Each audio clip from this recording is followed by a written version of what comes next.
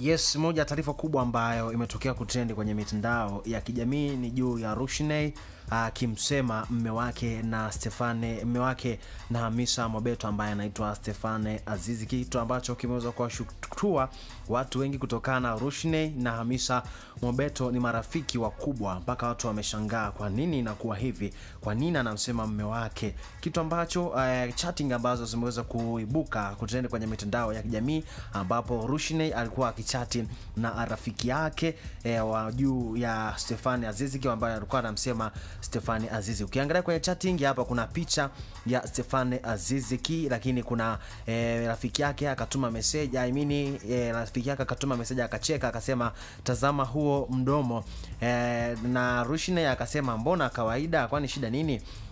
Akaja akamwambia kwamba huo mdomo mpaka unaboa, akaweka vi-emoji vya kucheka, lakini pia Rushney naye akaweka vi-emoji vya kucheka. Baada ya taarifa hiyo, Hamisa Mobeto ambaye ni mke wake na Stephane Azizi ameamua kumlima bloko rafiki yake Rushney, ameamua kumlima bloko akamblock kupitia mtandao wake wa Instagram, na nadhani kupitia mitandao mingine mfano kama WhatsApp ameweza kumblock. Na ukizingatia Rushney na Hamisa Mobeto ni marafiki wakubwa sana, mpaka kitu ambacho kimeweza kuwashtua. Na ukiangalia katika siku ya harusi ya Hamisa Mobeto na Stephane Azizi, Rushney alikuwepo, Rushney katika harusi hiyo alikuwepo. Na ukiangalia ugomvi huu sio kwamba Rushney ndio kwamba ndo ameanzisha, hapana, rafiki yake na Rushney ndiye ambaye ameanzisha ugomvi huu, ambapo ameweza kutumiana chatting nyingi sana kupitia inbox, yani kupitia